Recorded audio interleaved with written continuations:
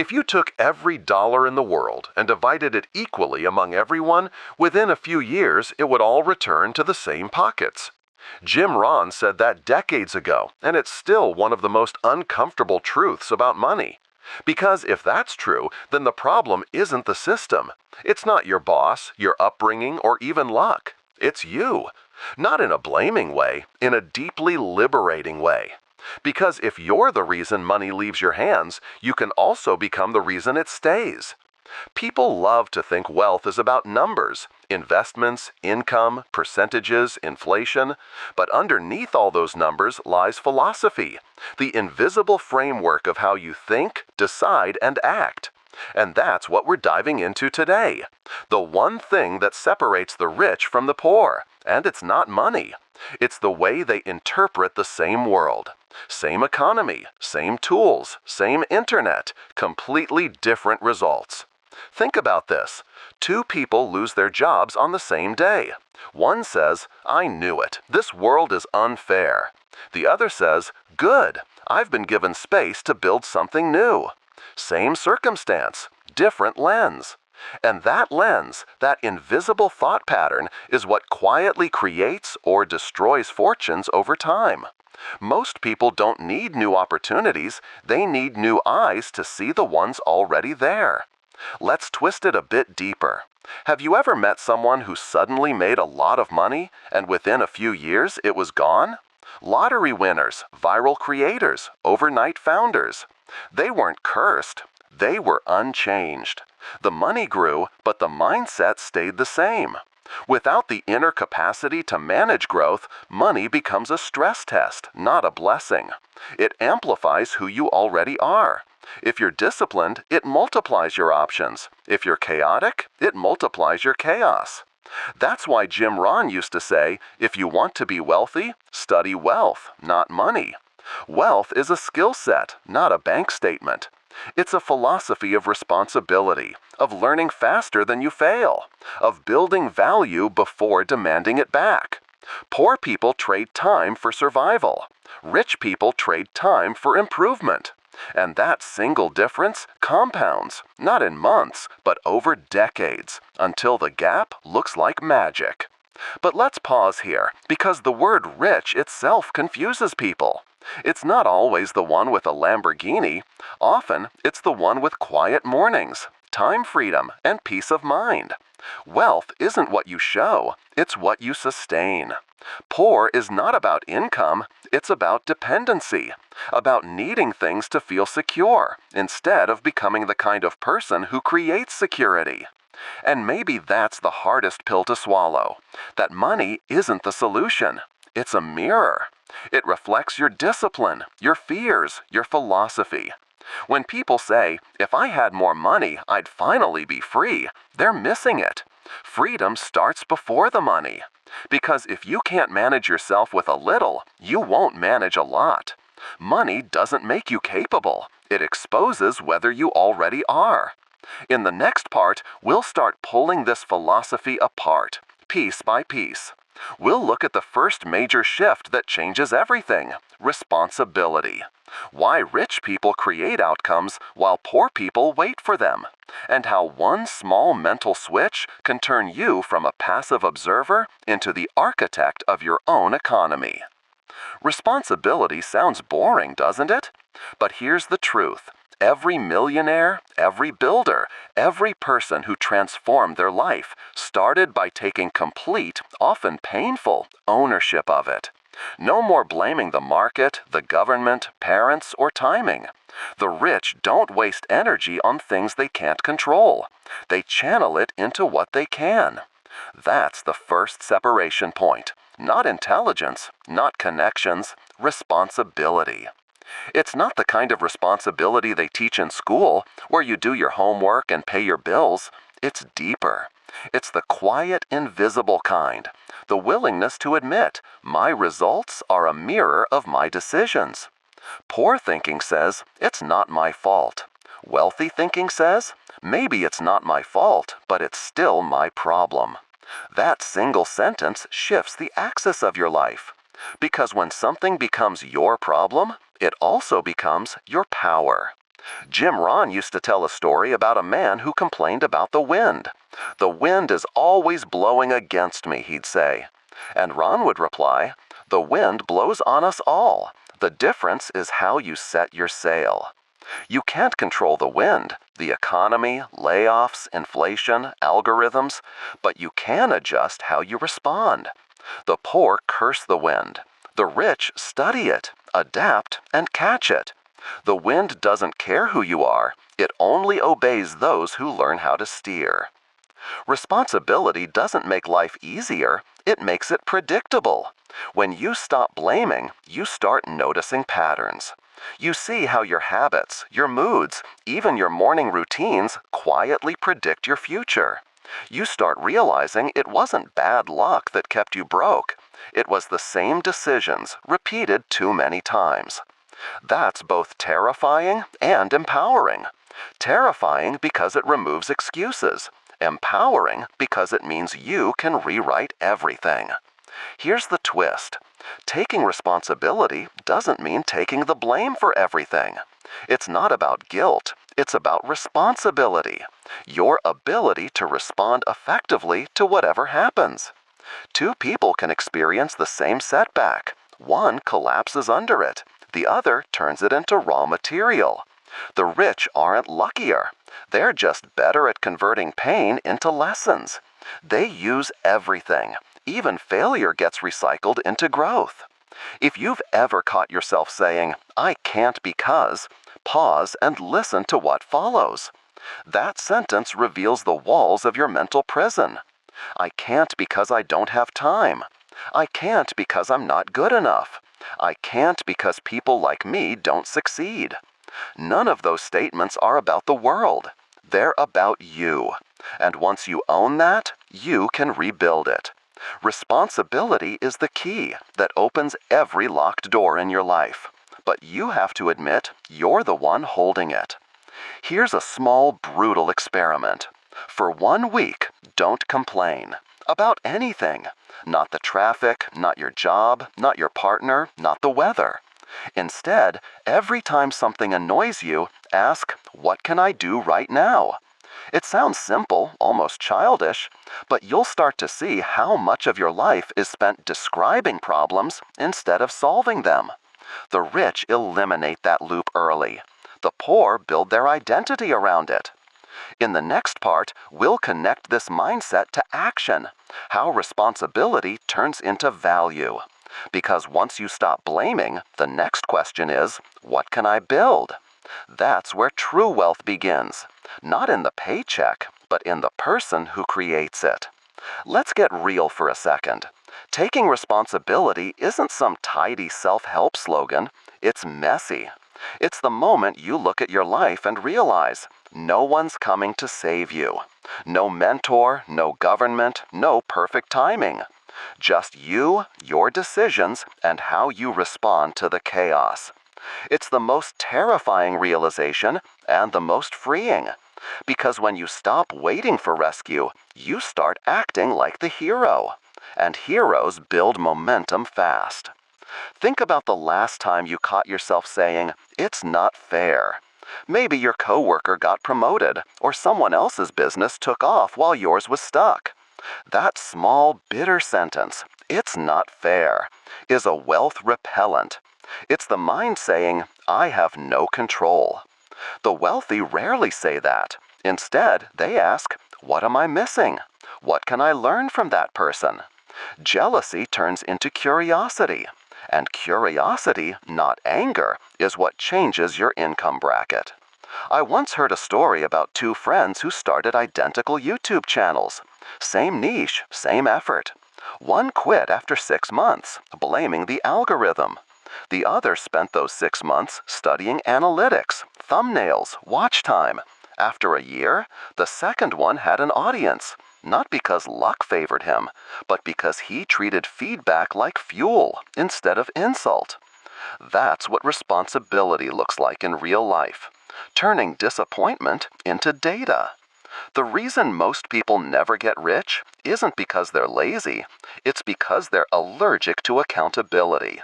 Owning your results hurts. It forces you to face your patterns, To admit you've been playing small, scrolling too much, saying someday too often. But that sting you feel, that's your signal. Pain isn't punishment. It's the bodyguard of transformation. It only shows up when you're near a door worth walking through. And once you cross that line, something wild happens. You start to feel in control.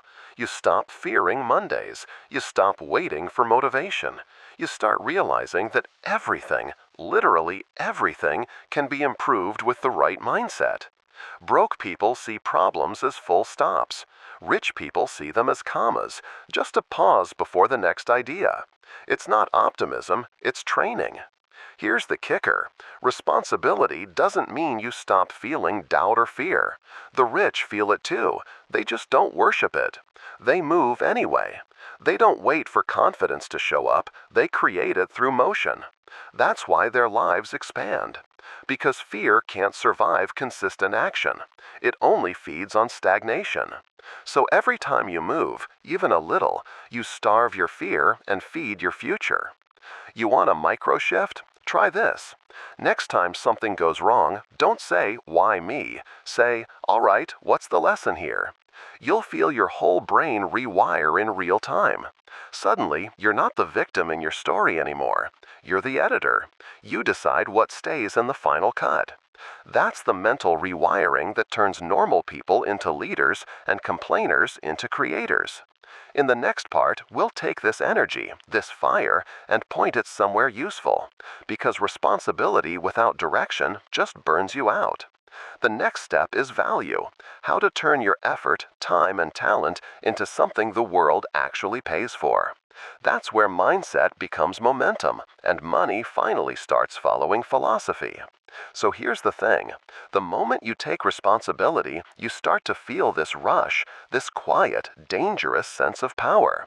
Because now, if your life is your fault, it's also your creation. But most people stop there. They clean up their mindset, maybe read a few books, post some quotes, and then nothing changes. Why? Because responsibility without value is like a car with no fuel. You're steering your life, sure, but you're not moving anywhere. Let's talk about that fuel. The rich think in terms of value creation. The poor think in terms of money earned. And that tiny difference, value versus money, explains almost everything. A poor mindset asks, "How much can I get for this hour?" A rich mindset asks, "How much can this hour produce?" One trades time for cash. The other multiplies time through skill, systems, and service. Here's a line Jim Rohn repeated constantly. You don't get paid for the hour. You get paid for the value you bring to the hour. The first time I heard that, it hit me like a punch. Because we all have the same 24 hours. The difference isn't time, it's transformation. A janitor and a neurosurgeon both work 1 hour. One gets $15, the other gets $1,500. Not because the world is cruel, but because the surgeon spent years turning hours into value. But there's a twist. Value isn't just skill, it's also energy. It's how you show up. You can have two designers with identical portfolios, yet one gets clients for $50 and the other for $5,000. Why? Because the second one understands people. They listen better, communicate better, deliver with trust. Value is not just what you do, it's how it feels to work with you. The marketplace pays for energy as much as for expertise. You can test this yourself. Look around your life. What are people already thanking you for? That's value. Maybe it's your calmness, your humor, your problem solving, your taste. The trap is thinking that value only lives inside your job title. It doesn't. It lives in your impact. And the more you amplify that impact, through creativity, discipline, or empathy, the richer you naturally become. But here's where most people get stuck. They chase money instead of growth. They pick jobs, partners, and projects based on what they pay, not on what they teach. Then they wonder why they're exhausted and replaceable. The rich invert the formula. They pick what grows them, knowing money will follow eventually. Because growth compounds, money only collects. Let me put it like this. Imagine you're offered two choices, $5,000 now or a skill that can make you $5,000 a month forever. 90% of people pick the cash. The other 10% pick the skill. Guess who ends up buying freedom? That's the quiet difference between survival and wealth. Survival thinks about this Friday. Wealth thinks about the next decade. So here's your challenge. Stop asking, what do I earn? And start asking, what am I becoming worth? Every new skill, every ounce of emotional control, every bit of resilience adds value to your time. And when your time becomes valuable enough, money starts chasing you. In the next part, we'll dig into how the rich multiply that value, how they stop trading hours for income and start building systems that earn while they sleep. Because true wealth isn't working harder, it's learning how to make your value work harder than you. Here's where the story starts to shift. Once you begin creating value, once people start noticing, trusting, and paying for what you do, something magical and dangerous happens. You start to realize your time has limits. There are only so many hours you can work, so many clients you can serve, so many things you can personally touch. That's where most people hit the ceiling. They confuse hard work with progress. The rich, they learn how to multiply themselves. This is where leverage enters the room, the quiet superpower of every wealthy person on the planet. Leverage means your time keeps working even when you don't. It means the effort you put in today keeps paying you tomorrow. The poor think in hours, the rich think in systems, and the transition between those two worlds is not about luck, it's about architecture. You stop asking, how can I do more, and start asking, how can this keep working without me? Look around. A YouTuber uploads one video and gets paid for it 1,000 times. An author writes one book that sells for decades. A business owner builds a team that runs without their constant supervision. That's leverage. One action that creates multiple results. One seed that becomes a forest. The irony, the people chasing quick money run from the very thing that could give them continuous money, patience. Leverage isn't built overnight.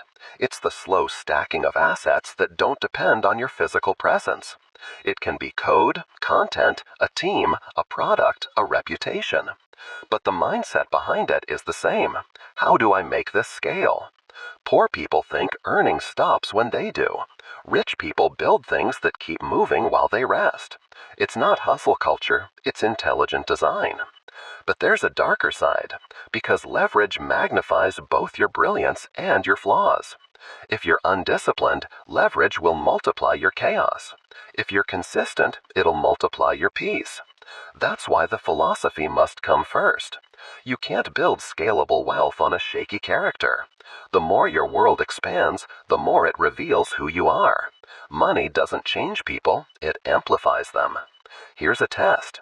If tomorrow you had 10 employees, 10,000 followers, or 10 clients at once, would your systems hold or would they break? The rich plan for abundance before it arrives. The poor get crushed by the success they weren't prepared for.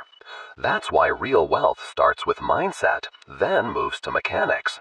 The order matters. Build a strong mind, then build a strong machine. Now let's talk about time, because leverage and time are twins. The rich don't have more hours. They just assign their hours better. They buy back time through delegation, automation, and priorities. They treat every yes as an investment. The poor treat time like a renewable resource, as if more is coming tomorrow. But every hour you waste in distraction is an hour someone else used to build an empire. So here's the shift. Stop thinking in effort, start thinking in impact.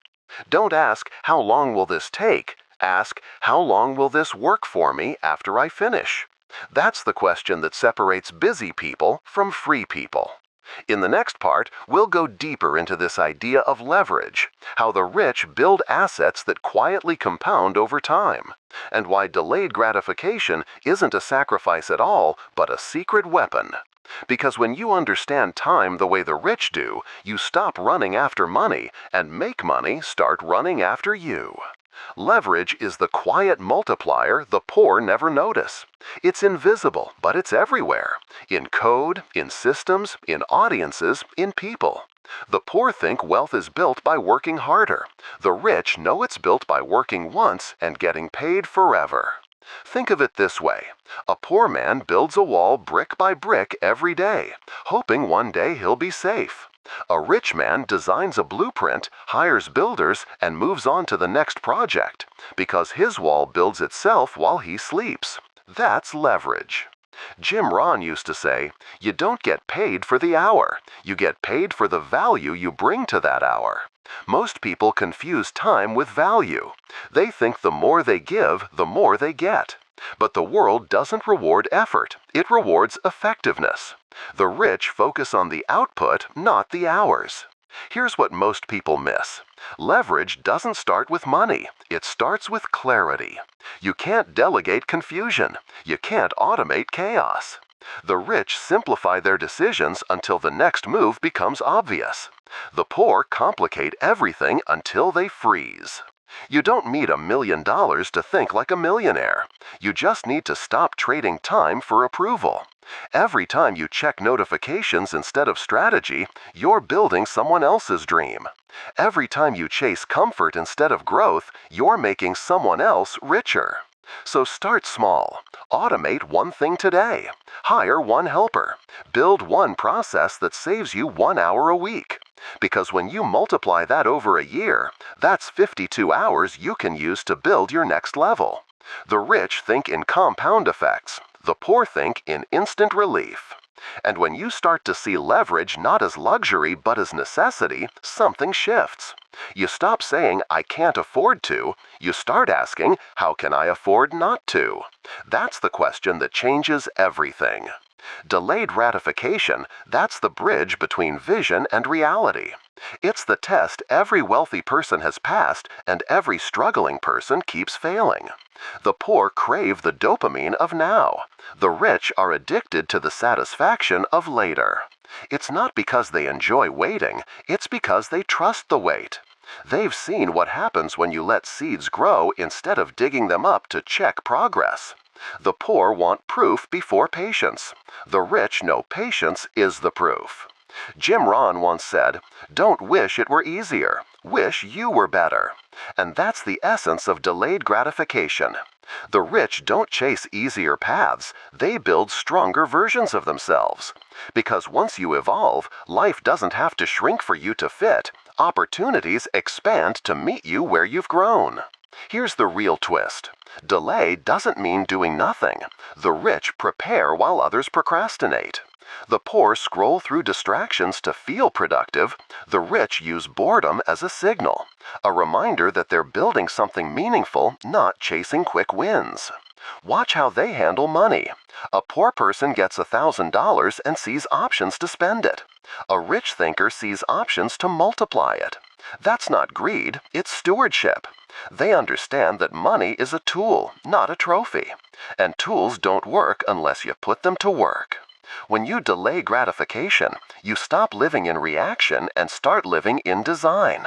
You begin to realize that the game was never about money. It was about mastery. Every impulsive decision is a vote for your past self. Every patient move is a vote for your future self. So here's the challenge. For the next 30 days, resist the quick reward. Don't upgrade the gadget. Don't take the easy client. Don't jump on the latest opportunity. Build depth instead of distraction.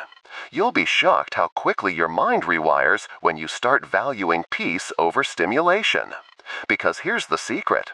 The rich don't delay gratification out of discipline. They do it out of identity. They see themselves as builders, not buyers, and that changes everything. In the next part, we'll go even deeper into how identity drives every financial decision you make, often without you realizing it. Because before you change your money, you have to change your definition of self. Identity is the foundation beneath every habit, every choice, every dollar. Most people try to fix their finances by changing their actions, but actions are just surface-level symptoms of identity. If deep down you still believe you're bad with money, not the type to invest, or not meant to be rich, your subconscious will make sure you're right, every single time. That's why the rich don't just manage money, they manage self-perception. They build an identity around discipline, vision, and ownership. Money simply follows. The poor, meanwhile, build an identity around survival. I just need to get by. And what happens? They keep just getting by. Jim Rohn said, "Income seldom exceeds personal development." That's not philosophy, that's math. You can't consistently earn above your level of awareness. If your mind isn't prepared to hold wealth, your behavior will unconsciously sabotage it until balance is restored. That's why lottery winners lose everything and disciplined investors keep winning, even through recessions. The real wealth shift happens when you stop asking, "How do I make more money?" and start asking, "Who do I need to become to attract and keep more money?" The first question focuses on tactics. The second builds transformation. Think about this. Every rich person once had a moment where they decided to stop identifying as poor. It wasn't about their bank account, it was about their standards. They stopped saying, "I can't afford this," and started asking, "What would it take for me to afford this?" That single change turned limitation into direction. Your identity quietly writes the rules of your financial reality. If you see yourself as a struggler, every decision will reinforce struggle. But if you see yourself as a creator, someone capable of building systems, learning skills, mastering patience, every decision will start serving that version of you. And here's the paradox. You don't wait to feel like that person to act like them. You act first and the feeling follows. Wealth identity isn't inherited, it's rehearsed. Let's break down how the rich train their minds to think differently about risk, fear, and uncertainty, and why the poor see danger where the rich see possibility. Because your future isn't built by what you avoid, it's built by what you choose to face. Fear is the great divider. It's not money, not opportunity, fear. The poor interpret fear as a stop sign. The rich see it as a green light. Same emotion, different translation. When an opportunity appears, most people immediately ask, "What if I fail?" The rich ask, "What if I don't?" That single shift reframes the entire game. Fear stops one group and fuels the other. The difference isn't courage, it's conditioning. The rich have simply trained their nervous system to dance with risk instead of freeze before it. The poor build lives around avoiding pain. The rich build tolerance for it, because they know growth always disguises itself as discomfort. Think of fear as feedback, not failure. It's a signal that you've reached the edge of your current identity. The poor retreat to stay safe. The rich expand to stay alive. One contracts into protection, the other evolves into power. Here's the twist. The rich still feel fear deeply. They just don't let it decide. They learn to separate the feeling from the fact. Feeling scared doesn't mean you're unsafe. It means you're stretching. Fear means you're doing something your old self can't handle yet, which is exactly the point. The poor chase certainty. The rich chase capacity. One wants to know the outcome. The other wants to become the kind of person who can handle any outcome. That's why the rich seem fearless. Not because they don't feel it, but because they've built trust in their ability to recover.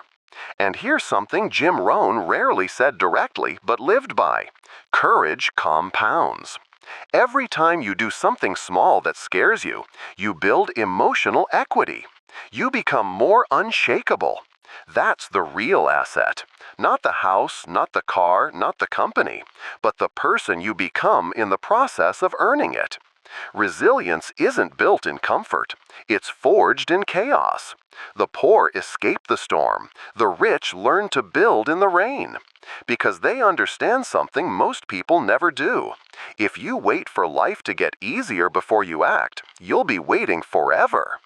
Every rich thinker has a story of breaking, a night when everything went wrong, when plans collapsed, when the money ran out, when the fear got loud. But instead of saying, "I guess this isn't for me," they whispered, "Okay, so this is the price." That's resilience, not perfection, persistence. See, the poor confuse failure with identity. "I failed" becomes "I'm a failure." The rich separate the two. They know failure is data, feedback from reality. Every loss is an invoice for wisdom. You pay once, and the knowledge stays forever. Jim Rohn once said, "Don't wish for less problems, wish for more skills." That's the rich mindset in one line. They don't hope for a lighter load, they train for stronger shoulders. The poor look for guarantees, the rich look for growth curves. And here's where it gets interesting, because resilience isn't loud. It's not motivational speeches or big declarations. It's quiet. It's the decision to show up when no one claps. It's writing one more page, making one more call, fixing one more mistake when it would be easier to quit. The rich understand that momentum loves discipline, and discipline only grows in discomfort. They treat adversity like a gym. Every setback adds strength. The poor avoid resistance, not realizing that's the very thing that could have built them. The rich don't ask, "Why me?" They ask, "What is this training me for?" And maybe that's why the rich don't seem surprised by success. They've been here before, in smaller battles, when no one was watching. Success doesn't feel like luck when you've been bleeding for it quietly. It feels like inevitability.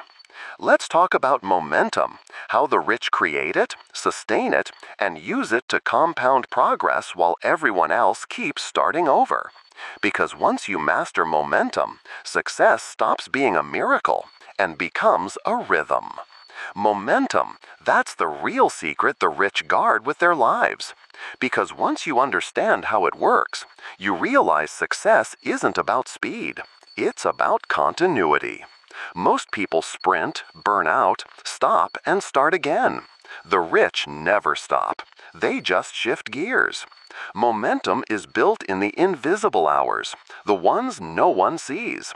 The extra 30 minutes of study after everyone's asleep.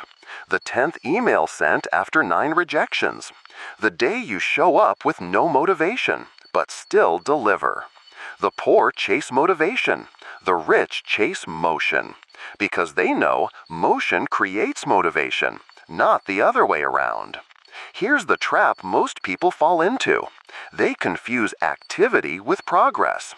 The poor fill their days with busy work, calls, emails, planning, scrolling, and wonder why nothing moves. The rich build systems that multiply movement.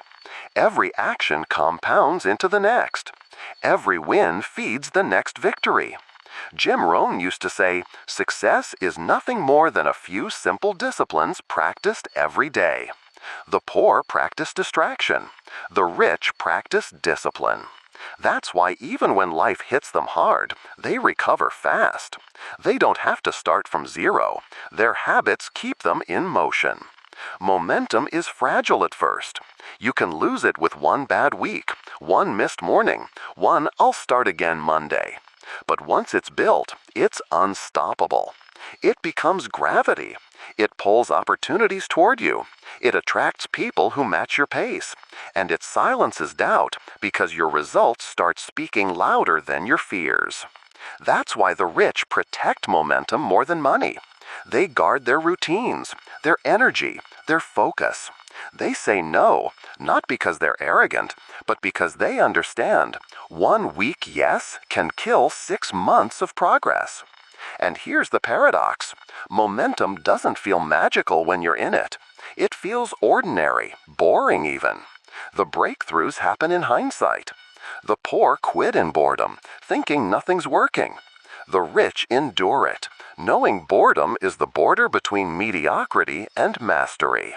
Environment is the invisible hand that shapes every result you get. You can have discipline, drive, and intelligence, but if you're swimming in the wrong water, you'll drown in mediocrity. The rich know this. That's why they obsess over their environment like their life depends on it, because it does.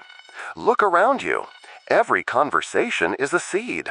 Every room has a temperature. Spend enough time with people who complain, and your dreams start to sound unrealistic. Spend enough time with people who build, and suddenly your goals feel too small. The poor underestimate proximity. The rich curate it ruthlessly. Jim Rohn said it best. You are the average of the 5 people you spend the most time with. But it's deeper than that. You're also the average of the 5 voices you listen to, the 5 videos you watch, the 5 ideas you repeat to yourself before bed. The poor surround themselves with noise. The rich design for signal. Here's the hidden truth. Environment beats willpower. The poor keep trying to be stronger. The rich make strength automatic. They set up their spaces so the right behaviors are easy, and the wrong ones are hard. That's not luck. That's architecture. They know their energy is their capital, so they protect it. They don't argue on the internet. They don't explain their vision to people committed to misunderstanding it. They don't scroll endlessly just to relax. They understand that input is income. Garbage in, garbage out. And here's where most people sabotage themselves. They try to grow, but stay planted in the same soil. They change their goals, but not their surroundings. Then they wonder why nothing changes. You can't build a millionaire mindset in a broke environment. The rich audit constantly. They ask, does this person expand me or exhaust me? Does this space make me sharper or slower? Does this routine serve who I'm becoming or who I used to be? The poor never ask. They just adapt to decay. And when you start curating your environment intentionally, life accelerates. Suddenly, things click faster. Ideas come easier. You start to belong to your goals, not battle them, because your surroundings are finally working with you, not against you.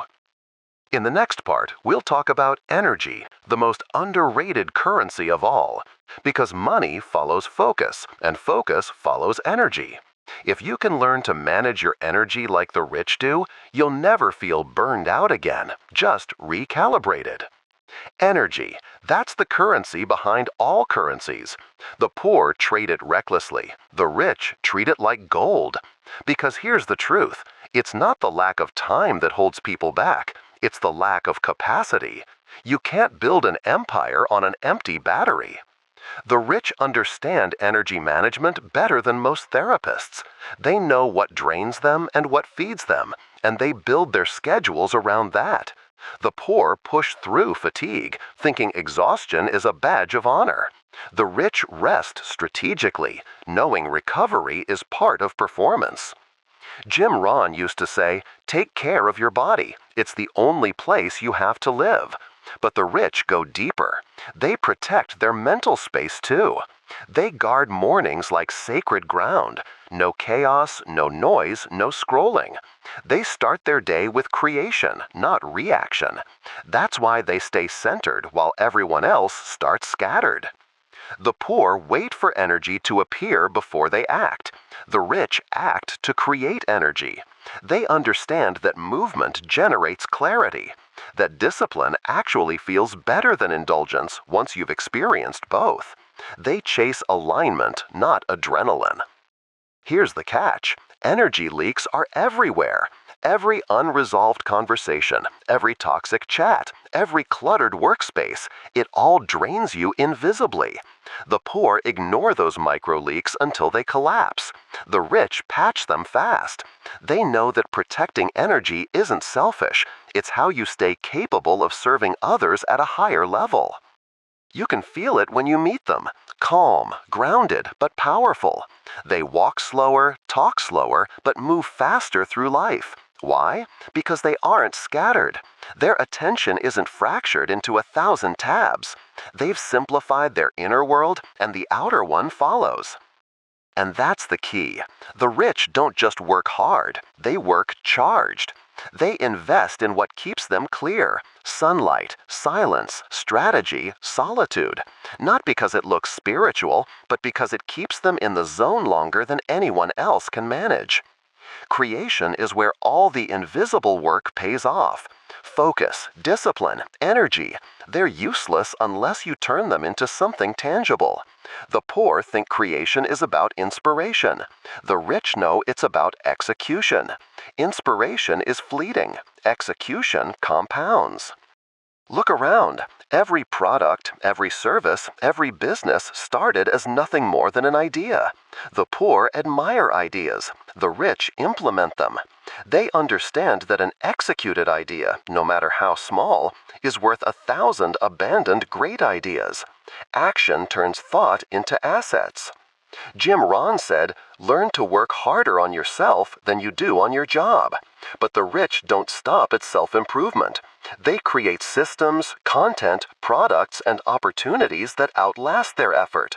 One piece of creation can earn indefinitely, while the poor keep trading hours for dollars. Here's a subtle twist. Creation isn't just skill, it's courage. Every time you put something into the world, you risk judgment, failure, and rejection. The poor see risk and retreat. The rich see feedback and growth. They embrace the fear, knowing it's the price of making an impact. And it's not always glamorous. Most creation happens in the quiet, unseen moments: editing, refining, testing, failing, repeating. While others chase shortcuts, the rich stack small wins until they become unstoppable momentum. Creation is rarely a lightning strike. It's constant, patient accumulation. The next thing to notice: creation compounds.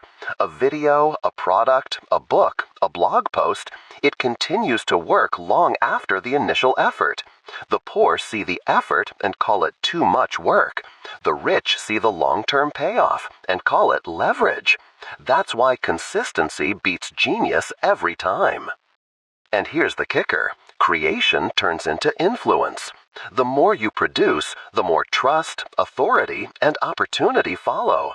People start coming to you instead of you chasing them. The rich don't chase attention, they attract it through value. Influence is the invisible currency of the rich. Money buys options. Influence multiplies them. You can earn a paycheck, but influence allows others to work for you, believe in you, and amplify your impact without asking. That's why the rich cultivate it relentlessly. The poor think influence is popularity, likes, follows, and applause. The rich know it's trust. Influence comes from consistency, reliability, and visible competence. People follow, hire, and invest in those who deliver, not those who merely promise. Jim Rohn said, "Success is nothing more than a few simple disciplines practiced every day." Influence is built the same way. It's not a viral moment. It's thousands of small actions that prove you're trustworthy, skilled, and dependable. Every interaction is a deposit. Every failure without learning is a withdrawal. Here's a twist most people overlook. Influence compounds faster than money. One connection leads to another. One reputation opens multiple doors. While the poor focus on earning in isolation, the rich build networks, relationships, and goodwill that bring opportunities they never imagined. And influence isn't just about business. It's the power to shape environments, conversations, and outcomes around you. It's why some people can get an idea funded, a product adopted, or a movement started, because they've spent years quietly building credibility. The poor fear visibility. They hide in anonymity. The rich embrace visibility strategically, because the more people see consistent value, the more their network expands. Influence isn't arrogance, it's a byproduct of showing up, delivering, and connecting. Here's a practical insight. Influence is portable. Money tied up in a single location can vanish. Influence moves with you. A good reputation opens doors in every city, every industry, every market. That's why the rich protect it, nurture it, and leverage it constantly. In the next part, we'll talk about decision making, how the rich make choices that compound over time, turning small, smart decisions into life-changing outcomes, because influence without wise decisions rarely lasts. Decision-making is the engine behind every fortune. The rich understand that wealth isn't just what you earn, it's what you choose. Every choice, no matter how small, compounds over time. The poor react, the rich decide. Most people live on autopilot, letting circumstances dictate their actions. The rich, however, design their decisions carefully. They know that saying yes to the wrong thing can cost years of progress, while a single smart yes can open doors that seem impossible at first. Jim Rohn said, "It's not what the book costs, it's what it will cost you if you don't read it." Every decision carries hidden costs. The poor focus on immediate expense or discomfort. The rich focus on long-term payoff. They weigh risk, reward, and alignment with their goals before acting, not after. Here's the subtle twist. The rich don't fear making mistakes, they fear inaction. Every choice, even a wrong one, teaches something valuable. The poor fear mistakes so much they freeze, and their lives stagnate. Action, informed by judgment, is a multiplier. Another key, the rich simplify decision-making. They automate routine choices, what to wear, when to eat, which tools to use, so their mental energy is reserved for high-leverage decisions. The poor let trivial choices drain their focus and resolve. Here's a practical pattern. The rich ask, will this decision move me closer to my long-term goals or distract me? If the answer isn't clear, they pause or delegate. Clarity, not effort, drives wealth. And here's the biggest insight. Decisions compound like money. One smart move today, investing, learning, creating, can grow into massive returns over years.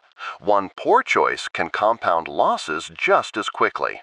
That's why the rich guard their decision-making as fiercely as their capital. Habits are the invisible architecture of wealth. The rich don't rely on motivation, inspiration, or bursts of effort. They build routines that do the work for them automatically. The poor rely on willpower, and willpower is fragile. Habits, however, are bulletproof when designed well. Jim Rohn said, "Success is nothing more than a few simple disciplines practiced every day." That's exactly how habits compound. Small actions repeated consistently, making the bed, reading, investing, writing, networking, create massive results over time. The poor overlook the small, believing only in big, dramatic actions. The rich know the power is in the details. Here's the twist most people miss. Habits shape identity. You don't just do a habit, you become the type of person who does it. The poor think, I'll act differently to get different results. The rich know, I must become different to get different results. Habit precedes outcome. The rich automate their environment to reinforce habits.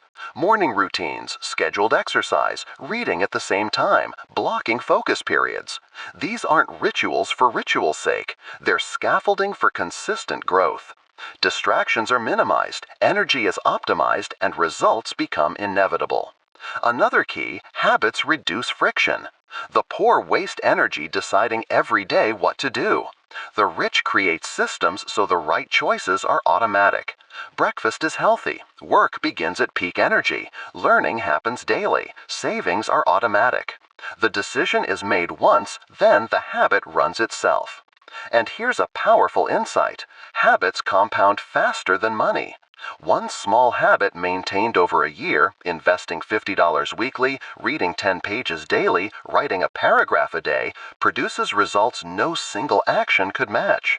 The poor seek shortcuts, the rich seek consistency. The subtle secret, your habits are visible to the world even when your wealth isn't. They signal discipline, credibility, and foresight. People trust habits more than promises. That's why the rich are followed, hired, and invested in, not just for what they say, but for what they do consistently. In the next part, we'll dive into learning and adaptation, how the rich turn knowledge into leverage, and why their ability to adapt faster than others creates a gap that's nearly impossible to close once it exists. Learning and adaptation are what separate temporary success from lasting wealth.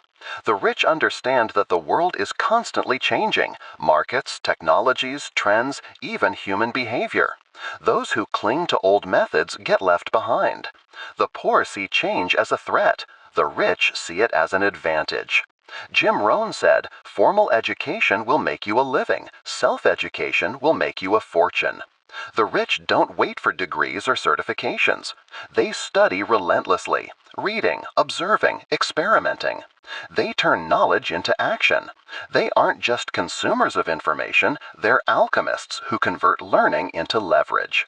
Here's the twist: adaptability isn't just about learning new skills.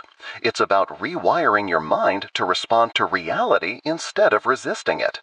The poor fight reality, complaining about market shifts, unexpected expenses, or lost opportunities.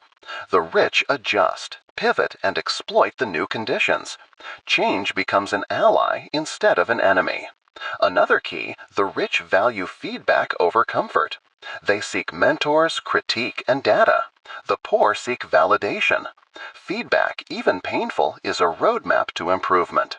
It's how the rich iterate faster than anyone else, compounding small gains into massive results over time. Adaptability also requires humility. The rich admit when they don't know something and take steps to learn. The poor pretend they know it all and stumble silently. The ability to learn faster than others creates a gap that compounds over years, widening the distance between average and extraordinary. And here's the subtle power: every lesson learned becomes an asset. Skills, insights, and strategies are transferable. One new approach today can solve 10 problems tomorrow. That's why the rich are rarely stuck. They have the tools, knowledge, and flexibility to navigate almost any situation. Finally, learning compounds when paired with action. Knowledge without application is useless. The poor collect books and ideas. The rich convert them into systems, investments, and creations that generate returns. Learning is powerful, but only when it multiplies through action. Networking isn't just shaking hands or exchanging business cards. It's the art of surrounding yourself with people who make you better without asking for it. The poor treat networking like a chore. The rich treat it like oxygen. Without it, their ideas die quietly. With it, their influence multiplies. Think about it. One conversation with the right person can change a trajectory that years of effort alone can't. The poor wander aimlessly, hoping luck will drop someone into their lap. The rich create luck by placing themselves where opportunity lives. They don't wait for doors to open, they build hallways. Jim Rohn said, "You are the average of the 5 people you spend the most time with." But here's the juicy part: it's not just about influence. It's about energy, ideas, and unspoken momentum. The right circle injects you with drive you didn't know you had. The wrong circle drains you, subtly, day by day, until you can barely remember what you wanted in the first place. Here's a secret: the rich don't chase people, they attract them. Why? Because they've built themselves first. They're consistent, reliable, and disciplined, and that consistency is magnetic. People want to be near someone who always shows up. The poor chase attention, the rich cultivate substance. Another twist: networking is not transactional, it's relational. The rich understand the long game. They invest in others without immediate payoff. They give help, share ideas, make introductions, knowing that over time, these invisible deposits return tenfold. The poor want instant returns and quit when they don't see it. And it's not just about people who are ahead in money or status. The rich surround themselves with diversity: thinkers, creators, skeptics, dreamers. They know the right mix sparks ideas they could never produce alone. Your circle becomes a laboratory for innovation. The energy in your network sets your pace. Want to level up? Step into rooms, physical or virtual, where people challenge you, inspire you, and hold you accountable. Stop wandering in echo chambers. Stop staying in comfort zones disguised as social life. In the next part, we'll uncover risk and reward, why the rich take calculated chances that scare the poor senseless, and how understanding this principle can turn fear into opportunity instead of paralysis. Because wealth favors the brave, but only the prepared. Risk and reward aren't just abstract ideas, they're stories happening every day, and the rich are the ones writing them. Take Sarah Blakely, a founder of Spanx. She risked her life savings, $5,000, on an idea that everyone around her said would fail. The poor would have clutched that money and waited for safety. The rich see calculated risk as the path to possibility. Here's another. Elon Musk didn't just invest in Tesla, he bet everything he had on it, multiple times. The poor see debt and danger and step back. The rich see leverage, a chance to multiply impact. They understand the difference between foolish risk and educated risk. The first drains you, the second builds you. Jim Rohn said, "Formal education will make you a living. Self-education will make you a fortune." But here's the twist. The richest don't just educate themselves. They test ideas in real life. They fail fast. They learn faster. And they pivot. Risk is a classroom, not a lottery ticket. Consider this. Every investment, every business venture, every bold career move involves fear. The poor let fear dictate the narrative. I could lose everything. The rich translate fear into questions. What's the worst that could happen? Can I survive it? How can I limit the downside while maximizing the upside? That mindset turns terror into opportunity. Even small risks compound. A freelancer who pitches a client despite nerves. A designer who posts their first portfolio online. A creator who uploads a video despite fear of criticism. These micro risks, taken consistently, stack over time into results the timid can't imagine. And here's the juicy part. Risk isn't reckless. The rich don't gamble blindly. They design safety nets, diversify, and plan exits. They treat risk like a chess game, not roulette. The poor treat risk like Russian roulette, hoping luck shows up. Finally, reward is never instant. That's the part most people miss. The rich take risks knowing the payoff may come months, years, or decades later. The poor chase immediate results and give up too soon. Delayed reward is just another form of leverage. Patience amplifies everything. In the next part, we'll dive into money management, how the rich handle what they earn differently from the poor, and why simple habits around cash flow, savings, and investment separate temporary earners from lasting wealth builders. Money management is where vision meets action. The rich handle what they earn like gardeners tending soil. They plant, nurture, and reinvest, knowing a small seed today can grow into a forest tomorrow. The poor treat money like fuel for instant gratification. It comes in, it burns out, it's gone. Take Warren Buffett, for example. He didn't make billions by spending on luxuries early. He lived frugally, reinvested consistently, and let compounding do its work. The poor see a raise and upgrade their lifestyle immediately. The rich see a raise and upgrade their portfolio. Jim Rohn said, "Don't let the sun go down without making a profit." That doesn't just mean in business, it's a mindset. The rich track every dollar, know where it goes, and ensure it serves them, not the other way around. The poor ignore tracking until money disappears, and they're left wondering why. Here's an example everyone can relate to: $1,000 bonus. The poor spend it on gadgets, dinners, or vacations. The rich split it, Part to enjoy, part to invest, part to learn. Even small intentional allocations compound over time. One wise choice today can generate returns for decades. Another subtle difference: the rich understand the power of leverage through money.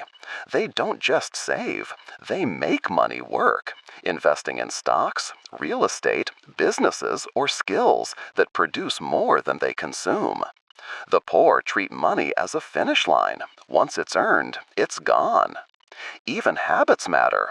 Automatic savings, scheduled investments, and pre-planned spending remove the emotional roller coaster from finances. The poor react to money emotionally: fear, envy, or impulse. The rich systematize it logically, turning discipline into freedom.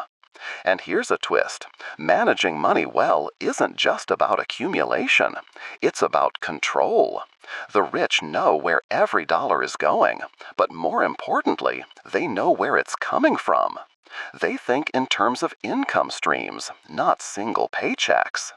Mindset is the invisible engine behind every fortune. The rich don't just handle money differently, they think about it differently. To them, money isn't a goal, it's a tool, a means to create more freedom, more options, more impact. The poor treat it like a trophy, a number to chase, flaunt, or fear. Take the story of Richard Branson. He didn't build Virgin to have money. He built it to create experiences, to solve problems, to explore possibilities. Money followed because his mindset was about value, not accumulation. The poor focus on income, the rich focus on contribution. Jim Rohn said, "You must take personal responsibility. You cannot change the circumstances, the seasons, or the wind, but you can change yourself." That applies to money too. The rich take responsibility for creating wealth instead of blaming luck, the economy, or their upbringing. The poor wait for someone else to hand it to them. Here's a twist: mindset changes behavior even before results appear. Two people can earn the same salary, but the one with a rich mindset invests, learns, networks, and leverage. The other spends, worries, and complains. The first person's rich behavior compounds silently, and before long, the gap is massive. Another key: the rich embrace abundance thinking. They don't hoard or fear competition. They know the pie can grow infinitely if you innovate, collaborate, and focus on value. The poor operate from scarcity. Every gain is someone else's loss. This mindset alone creates invisible barriers to growth. Mindset also drives patience. The rich understand delayed gratification is not suffering, it's strategy. They see temporary sacrifices as investments in future freedom. The poor see it as deprivation, and that lens shapes every decision, often sabotaging their own progress. And here's a juicy insight: wealth mindset is contagious.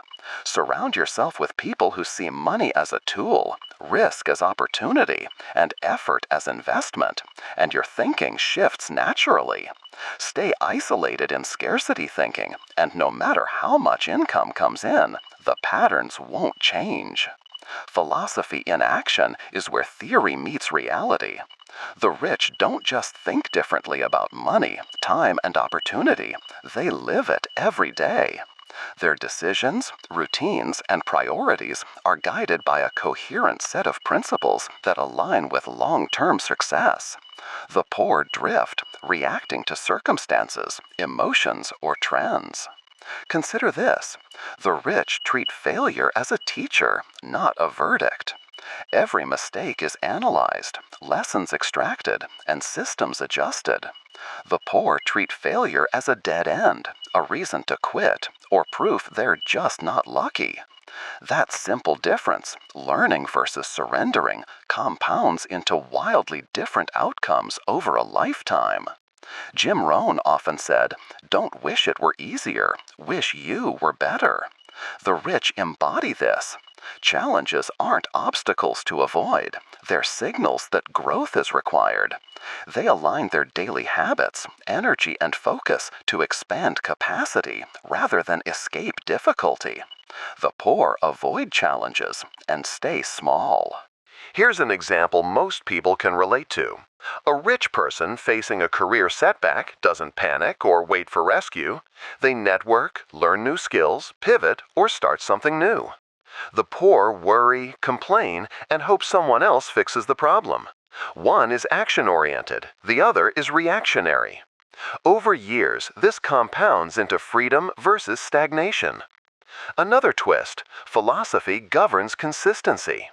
The rich don't rely on motivation or luck to act correctly. Their systems, habits, and values carry them forward automatically. The poor rely on fleeting energy or emotion, which rarely aligns with long-term goals. That's why consistency feels effortless for the rich and impossible for everyone else. And it's not only personal. Their philosophy extends to how they treat relationships, money, and opportunities. They prioritize leverage, investing time where it has the biggest return, nurturing relationships that grow both parties, and avoiding drains that don't serve their long-term vision. Finally, philosophy turns into momentum. Every aligned decision reinforces the next, creating a chain reaction of success. The poor live in chaos, restarting constantly, while the rich move forward like a train on tracks, unstoppable because every choice supports the next. Legacy and impact are the final frontier of wealth, the part most people never consider. The rich don't just accumulate money, influence, or skills. They build something that outlives them. While the poor focus on immediate comfort or short-term gains, the rich ask, what will this create decades from now? Think of Bill Gates. Beyond his fortune, his legacy is measured in lives improved through health initiatives and education. He didn't stop at personal wealth. He designed a system that amplifies his impact far beyond what he could do alone. The poor often miss this perspective, thinking wealth is only for themselves, not for the broader ripple effect. Jim Rohn said, success is nothing more than a few simple disciplines practiced every day. The rich practice discipline not only for themselves, but to create systems, businesses, and structures that continue to produce value even when they step away. That's compounding at the human level, legacy that grows independently. Here's the twist: creating a legacy doesn't require fame or billions. It starts with the choices you make today: teaching, mentoring, investing wisely, building habits and systems that others can follow. Even small, consistent contributions create a network of impact that multiplies over time. Another key difference: the rich measure success in influence, freedom, and contribution, not just dollars. They ask themselves, will this choice make life better for others? While the poor ask, will this make me comfortable today? The perspective shift is subtle but seismic. Legacy also requires courage and vision. It demands stepping beyond the immediate, acting despite uncertainty, and thinking in terms of decades, not days. The poor are anchored in the present, tethered to fear. The rich operate from a horizon that spans lifetimes, not just minutes. And finally, legacy compounds like nothing else. Money fades, titles expire, influence can vanish. But values, systems, teachings, and creations, these echo forward. The rich know that true wealth is measured not in what you own, but in what continues after you're gone. So here's the last insight. The difference between the rich and the poor is never just money. It's philosophy, mindset, habits, focus, energy, influence, and courage. It's how they think, act, and live consistently. Money is the result. The real wealth, the invisible engine, is everything behind it. This is why one principle matters most. Build yourself first, design your system second, and let your actions ripple outward. Master the invisible, and the visible, wealth, freedom, impact will follow. That completes the full 1-hour script, structured to guide the viewer from curiosity to insight, with examples, stories, and practical takeaways. And here's where it all comes together. Wealth, freedom, impact, none of it happens by accident. It starts with the way you think, the choices you make every day, and the systems you build around yourself. If you take even one principle from this video, focus, habits, energy, or mindset, and actually apply it, you're already ahead of 90% of people. So here's my challenge to you. Take a hard look at your own life. Where are you living in reaction instead of design? Which habits are silently holding you back? Which relationships are draining your energy? Start small, start today, and start intentionally. Momentum builds from action, not intention. If you found value in this video, don't just watch it and forget. Share it with someone who needs to hear it. Comment below which principle resonated most with you and how you plan to apply it. Your small step today could spark the chain reaction that transforms your tomorrow. And finally, remember this. Real wealth isn't about the money in your bank. It's about the mindset you carry, the habits you create, and the impact you leave behind. Master the invisible, and everything else will follow. So take control. Start building your philosophy, your habits, your network, your influence. The rich aren't lucky, they're intentional. And now it's your turn. Make today the day your future self will thank you for. No one's watching. Lost in crime.